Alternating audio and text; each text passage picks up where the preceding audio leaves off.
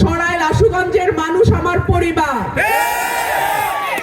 সরাইল আশুগঞ্জের মানুষ, কেউ আমার ভাই, কেউ আমার চাচা, কেউ আমার ফুপু, কেউ আমার বোন। সুতরাং এত বড় একটা পরিবার থাকতে আমি কি করে বলবো যে আমার কেউ নাই? প্রিয় ভাইরা আমার, আর মাত্র 10টা দিন, এরপরেই জাতীয় নির্বাচন ইনশাআল্লাহ।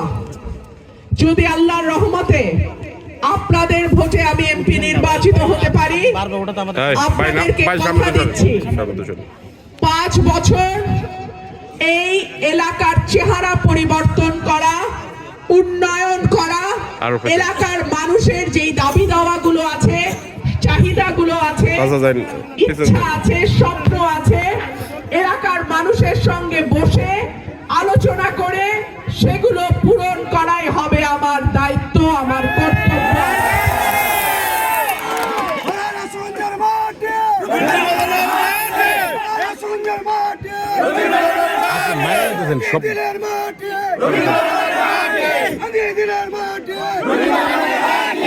আমার এক ছোট ভাই এলাকার আমার কাজ করে, আমার জন্য পরিশ্রম করে, অনেক কষ্ট করে।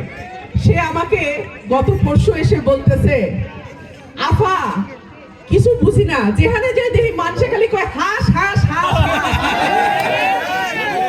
আমি বলি এটা আল্লাহর রহমত। বলে যখন স্বতন্ত্র দাঁড়াইলেন, দল নমিনেশন দেয় নাই, ভাবছিলাম আমরার পাশে কাউরে পাবো না।